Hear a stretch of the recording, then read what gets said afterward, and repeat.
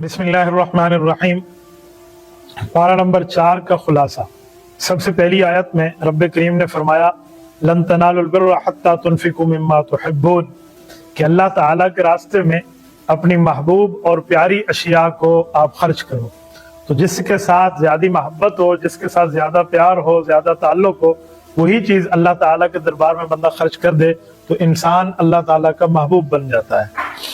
दूसरे नंबर पे इन अव्वल बैत वुज़िअ लिन्नास लल्लज़ी बिबक्का में इस आयत में अल्लाह ताला ने बैतुल्लाह की खुसूसियत और फजीलत को बयान फरमाया कि खाना काबा वो है जो इबादत का घर है, अल्लाह का घर है, मक्का मुकरमा की सरजमीन पे है और इस धरती की सबसे पहली इमारत है।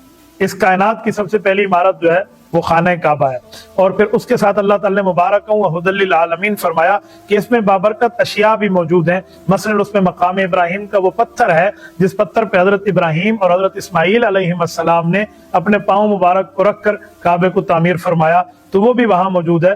जमजम का कुआं भी मौजूद है और वही जमजम का कुआं जो हजरत इस्माईल की एड़ी के चोट से निकला था।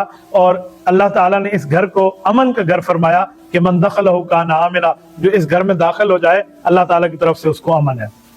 उसके आगे इस पारे के अंदर चौथे पारे में अल्लाह ताला ने हज की फर्जियत को बयान फरमाया कि वलिल्लाहि अलन्नास हज्जुल बैत मन इस्तता इलैहि सबीला, कि जिस आदमी के पास ताकत हो उस पे हज फर्ज है। हज फर्ज होने के लिए 3 शराइत है।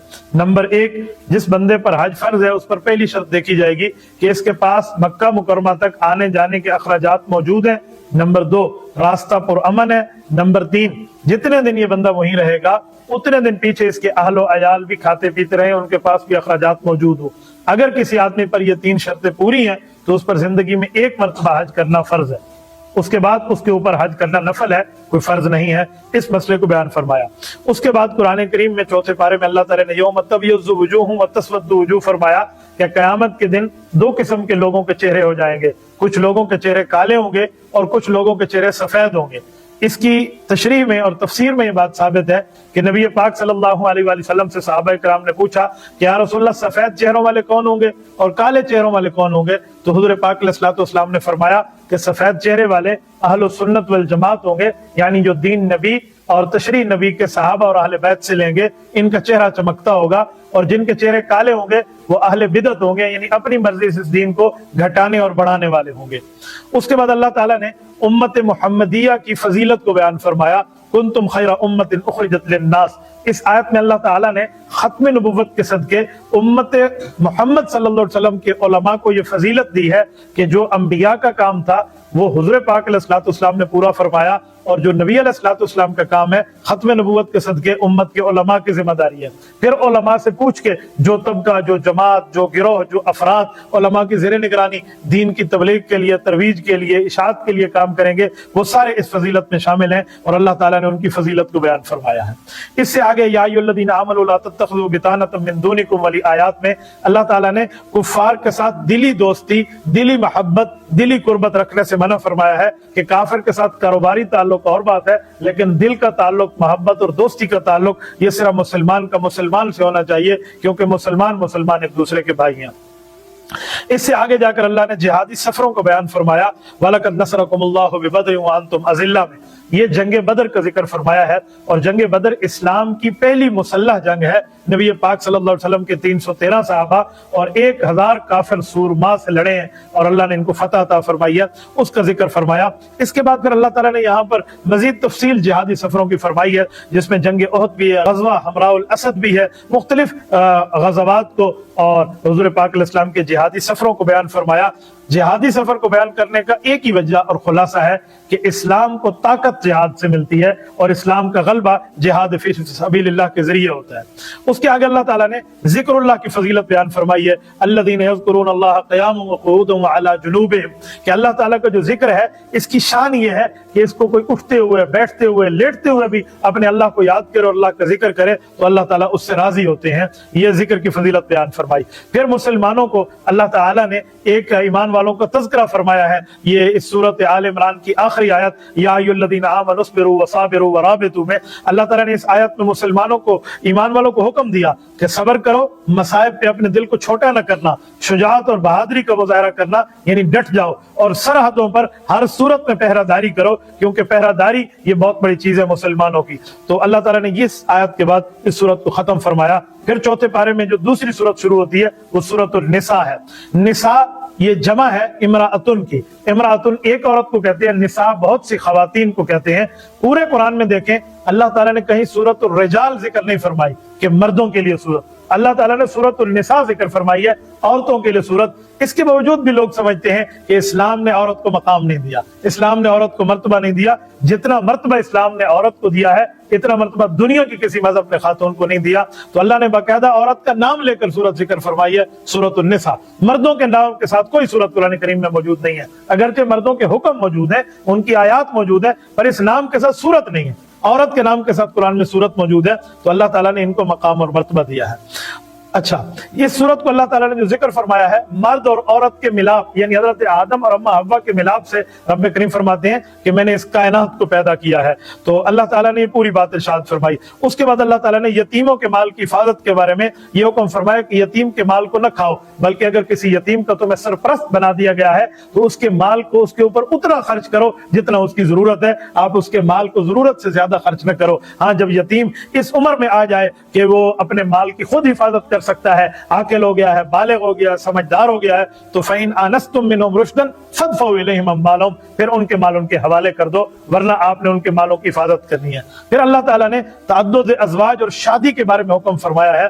ये कुरान करीम की वाज़ेह आयत है। रब फरमाते हैं फन्किहू मा ताब लकुम मिनन निसा। इस आयत का लोग तर्जुमा गलत करके अवाम को समझाते हैं। इस आयत का लफ्जी तर्जुमा यह है कि जहां तुम्हारा दिल चाहे वहां रिश्ता करो। इससे लोग एक गलत फायदा निकालते हैं कि अल्लाह ने लव मैरिज की इजाजत दे दी, पसंद की शादी की इजाजत दे दी। ऐसा मामला नहीं है। अल्लाह ताला पसंद की शादी की बात जरूर फरमाते हैं, लेकिन उस पसंद की शादी के लिए अपने घर की इज्जत का जनाजा नहीं निकालना चाहिए, न खवातीन को और न मर्दों को। उसके लिए सही तरीका मौजूद है। अपने वालिद से बात कर लें, अपनी वालदा से बात कर लें, अपनी बहन, अपनी फूफो, अपनी खाला से बात कर लें, वो जाके आपका रिश्ता चलाएं। आप इस्लामी रिवायात को न तोड़ें और ऐसा काम न करें जिस काम करने के बाद खानदान आपको अपने ऊपर बोझ समझे। और अगर खानदान आपसे कट गया, लड़की है अगर उससे खानदान कट गया, तो कल शादी करके अपने बच्चों को अपने मामों का तारुफ कैसे कराएगी, नाना और नानी का तारुफ कैसे कराएगी, खाला का तारुफ कैसे कराएगी। और अगर मर्द है इसने इस तरह मुकाला किया तो कल इसकी बच्ची ने भी भाग के फिर शादी करनी है, फिर ये बंदा क्या मुंह दिखाएगा। अल्लाह ने जरूर शादी की बात फरमाई है कि पसंद की जगह करो, लेकिन उसके लिए अल्लाह ताला ने ठीक तरीके की बात फरमाई है, सही तरतीब इख्तियार करो। फिर रब्बे करीम ने इजाजत दी है तअद्दुद अज़वाज की, ज्यादा शादियां करने की अल्लाह ताला ने इजाजत दी है एक शर्त के साथ। शर्त यह है कि बंदा इंसाफ कायम करे, अदल कायम करे। अगर कोई बंदा अदल कायम नहीं कर सकता, इंसाफ कायम नहीं कर सकता, बीवियों के हुकूक अदा नहीं कर सकता, इस बंदे को दूसरी शादी की इजाजत नहीं है। जो आदमी अपने मामलात में देखे कि मैं एक के हक पूरे नहीं करता, इसके हक खा जाता हूं, तो जब दो कर लूंगा तो फिर मैंने हुकूक कहां पूरे करने हैं। लेकिन अगर वो बंदा कर ले तो इसके लिए बड़ा इनाम की बात है कि अल्लाह ताला फरमाते हैं मसना व सुलास व रुबा, आप दो दो कर सकते हैं, तीन तीन कर सकते हैं, चार चार कर सकते हैं। चार से आगे मुसलमान को एक वक्त में बीवी रखने की इजाजत नहीं है। हाँ, उनमें कोई फौत हो जाए या किसी औरत को छोड़ना पड़ जाए, उसके बाद वो अगली शादियां कर सकता है, लेकिन एक वक्त में चार शादियां, इससे ज्यादा रखना ये नबी अलैहिस्सलाम की खुसूसियत थी, उम्मत में किसी की खुसूसियत नहीं है।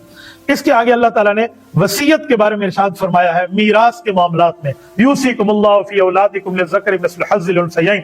इससे पता चला अल्लाह ने मीरास के हिस्से खुद तरतीब दिए हैं। अल्लाह ने बहन को हिस्सा भी दिया है, भाई को हिस्सा भी दिया है, बेटी को हिस्सा भी दिया है, बेटों को हिस्सा भी दिया है, माँ बाप को हिस्सा भी दिया है, बाकी खानदान के लोगों को भी अपनी तरतीब से हिस्सा दिया है। तो अल्लाह ताला ने ये हिस्सा मुकर्रर फरमाए हैं। इनमें से किसी हिस्से को खाने वाला, इसको अल्लाह ने जालिम शुमार दिया है। और इस आदमी को फरमाया कि ये बंदा कोई चीज हलाल की नहीं खा रहा, बल्कि जहन्नम की आग खा रहा है। इन्नमा याकुलूना फी बुतूनिहिम नारा व सयस्लौना सईरा, आग खा रहे हो, आग में दाखिल होंगे। इससे पता चला कि अगर अल्लाह ताला ने वालिद की वफात के बाद भाइयों को हक दिया है, तो अपनी बहनों का या अपने भतीजियों का या अपने छोटों का वो हक न खाएं। वो हक खाएंगे तो ये जहन्नम की आग खा रहे हैं। अल्लाह ताला महफूज फरमाए।